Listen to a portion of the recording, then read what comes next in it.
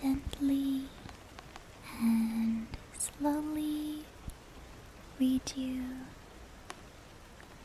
a bedtime story. So, today I have prepared for you a simple short story called Cinderella. So, get super so comfortable in your bed.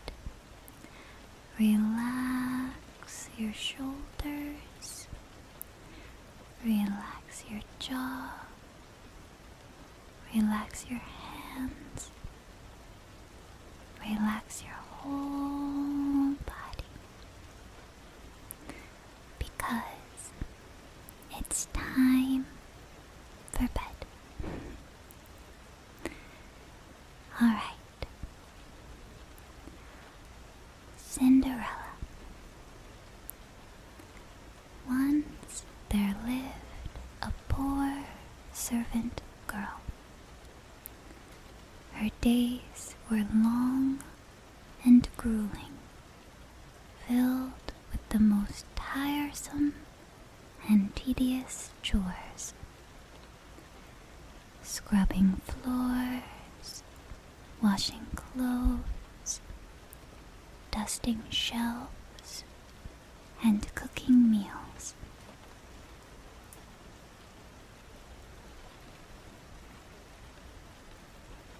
She was made to work from dawn until dusk without a single penny in return for her long-suffering hardship. It was the most terrible injustice. You see, her mother had died and her father soon remarried. But his new wife was a simply wretched woman, and she had, from a previous marriage, 2 equally wretched daughters of her own.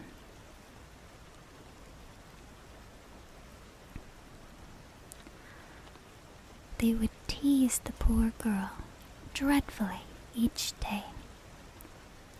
And one day, while she swept the cinders from the fire, they taunted her and chanted, "Cinders, cinders, sweep, sweep, sweep. In those rags in which you sleep, from this day your name will be Cinderella, he, he, he." And sure enough, from that day forward, the servant girl's real name was forgotten, and she became known across the land as Cinderella.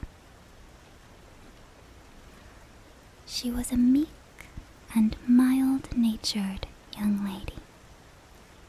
Despite years of torment from her wicked stepmother and beastly stepsisters, she did not once raise her voice to them or try to avenge them, nor did she wish them ill.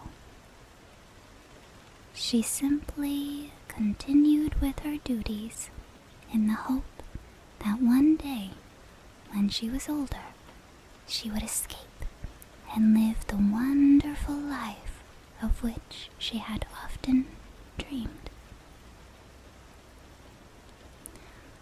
One day came a knock on the door. Cinderella opened it. In front of her stood a small, rotund man dressed in royal regalia, carrying an important-looking scroll. Behind him stood 2 armored knights, flying flags embossed with the king's arms. The little man unrolled the scroll and began to read aloud. "It is my duty to announce," he said formally, "that His Majesty the King sends forth an invitation to all the young ladies of this fine kingdom to attend the royal ball at the palace." Hearing this, the stepsisters ran to the door and pushed Cinderella aside. "Oh, goody!" they cried, clapping their hands with delight. The little man continued. "The prince and his heir to the throne seeks a princess, and he would like to meet each lady of the kingdom in the hope of finding true love. The palace doors will open at 8 p.m. this Saturday." The little man then turned, mounted his horse, and galloped off, followed closely by the two knights. The stepsisters closed the door and, not able to contain their excitement, let out an almighty shriek. The stepmother entered. "What is the meaning of all this hilarity?" she cried. "Oh, Mama, we have been invited to the royal ball, and I feel sure that one of us will be picked as the new princess." "Of course you will," replied the stepmother, breaking into a hideous smile. "What prince would not want to marry my precious little munchkins?" Cinderella watched on, desperately trying to avoid a fit of the giggles, for she knew, as it was plain for all to see, that any prince would rather have lived a life of solitude than marry either of these wretched, selfish brutes. The stepmother turned to Cinderella. "Prepare the gowns," she hollered. Cinderella nodded. "Of course, ma'am." You have to know that Cinderella longed, more than anything, to go to the ball. But she daren't ask her wicked stepmother, for she already knew the answer, and she didn't want to hear it.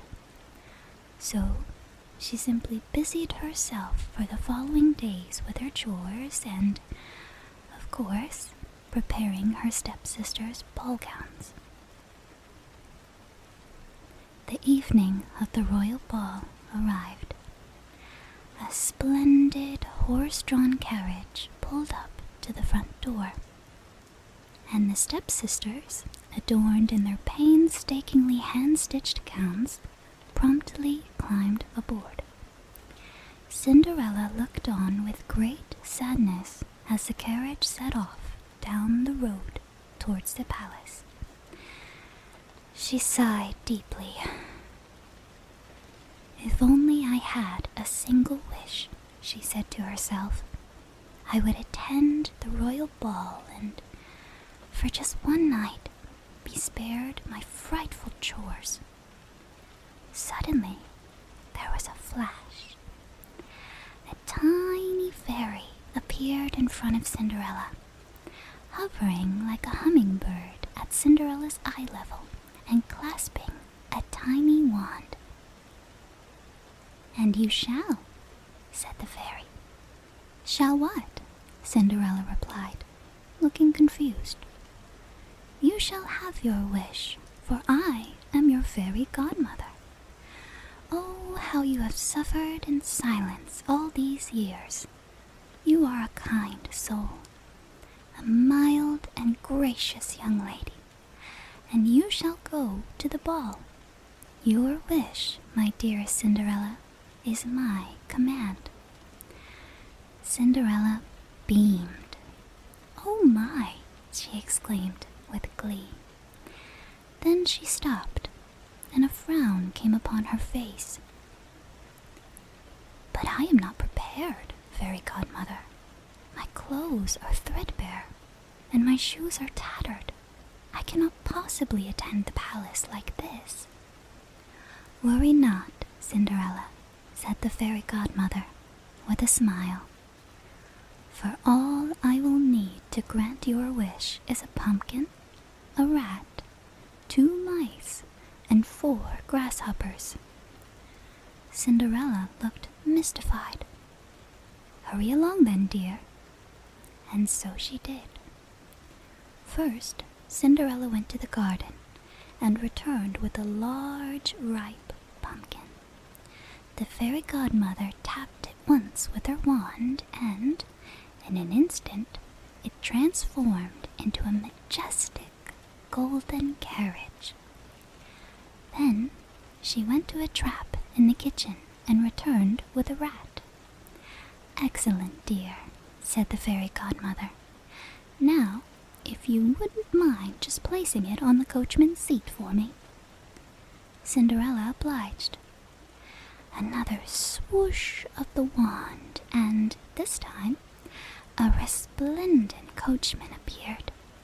The 2 mice, which Cinderella found in the pantry, were turned into 2 smartly attired footmen, and the 4 grasshoppers into 4 magnificent white horses. "And now," said the fairy godmother, "for my final touch." She tapped Cinderella's shoulder with her wand. A spark flew up. The ragged clothes in which she stood a moment earlier were replaced with a picture of sublime elegance. Cinderella in a magical, sparkling ball gown fit for a princess. And upon her feet, the finest pair of shimmering glass slippers that your eyes could behold. "Sensational!" exclaimed the fairy godmother. "But remember," she said shortly, "as the clock strikes midnight, this magic spell will be broken and your clothes will return to rags." "I understand," said Cinderella, kissing her fairy godmother on the cheek, "and 1,000 thank yous for your wonderful kindness." Cinderella stepped into the carriage then. With a single swish of the coachman's reins, the horse-drawn golden carriage departed for the royal ball. A trumpet sounded as the golden carriage drew up at the palace gates. Cinderella received a royal welcome. Lords bowed low, ladies curtsied, and many heads turned as she entered the ballroom, including that of the prince, who was immediately struck by Cinderella's elegance and the warmth of her smile. The prince approached. "Milady," he said, bowing his head slowly and offering his hand, "would you be so kind as to take my first dance?" "I would be delighted," said Cinderella. She could feel her cheeks beginning to blush as she accompanied the prince to the dance floor.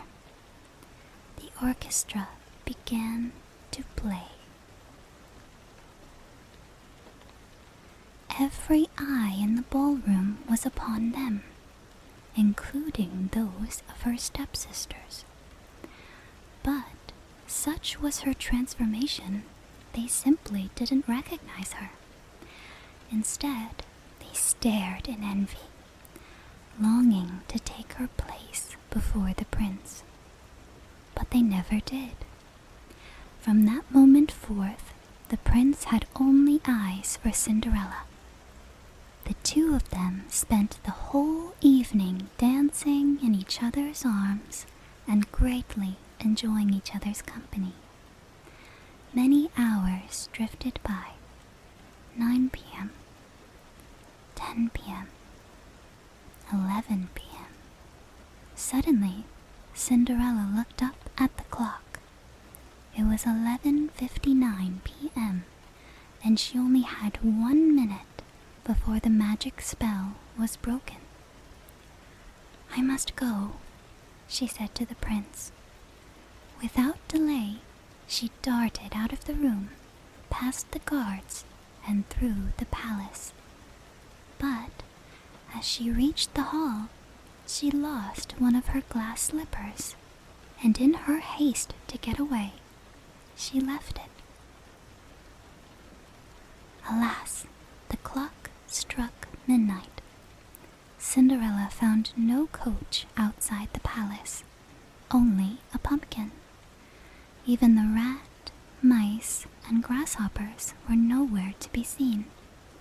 And now, clad in her original rags, Cinderella had no choice but to run home alone in the darkness of the night. A few days passed. Cinderella returned to her daily chores, and her stepsisters continued their relentless beastliness towards her. Everything was back to normal. The evening of the royal ball began to blur and fade in Cinderella's mind like a magical dream. Had the pumpkin really turned into a golden carriage, and the rat into a coachman? Had she really danced all night with the prince, as her stepsisters watched in envy? She was beginning to doubt it. Suddenly came a rap upon the door. Cinderella opened it. In front of her stood the same round little man that had announced the royal ball, the same 2 knights behind him as before. "I present," he said triumphantly, "His Majesty the Prince." A trumpet sounded, and the armored knights parted to reveal the prince, holding a sparkling glass slipper, the very same slipper that had escaped Cinderella's foot as she fled the palace a few nights earlier. Cinderella's eyes widened. It really happened, she thought to herself. She locked eyes with the prince and held his gaze for a moment. Not for long, but enough time for him to know the lady with whom he had danced that magical night was standing before him. All of a sudden came the heavy stomping of feet, and the stepsisters came rushing to the door, barging Cinderella aside so hard she nearly lost her footing. The little man continued, "His Majesty is visiting every home in the land to find the rightful owner of this glass slipper. The foot that fits this shoe belongs to the lady that he will ask to marry." The sisters yelped with excitement. Now, at this point, the prince already knew that the sisters' feet would not fit the shoe, but he had not the heart to tell them. So, for the following 10 minutes, a quite ridiculous charade took place as the sisters, in turn, tried on the slipper. The first sister's foot was so wide that it barely made it halfway in, and, to avoid the slipper shattering under the pressure being exerted upon it, the little man was forced to intervene. The second sister had more luck. She eventually managed to compress her foot into the slipper, only for the sides of her foot to spill over the edges like a river bursting its banks. Then came the turn of Cinderella. The sisters scuffed in unison at the mere thought of Cinderella in her threadbare rags trying on such an elegant shoe. The prince stepped forward with a knowing look in his eye, knelt down, and carefully slid the glass slipper on Cinderella's foot. The prince smiled. "A perfect fit," he said. Without a moment's hesitation, Cinderella reached into the pocket of her ragged servant's dress. Then, bending slowly forward, she placed the matching slipper upon her other foot. "A matching pair!" exclaimed the prince with delight. "There is no doubt that you, Cinderella, are my one true love. I have not been able to stop thinking about you. Would you do me the grand honor of becoming my wife?" Cinderella looked upon her rags and then back to the prince. "I am but a poor servant," she said.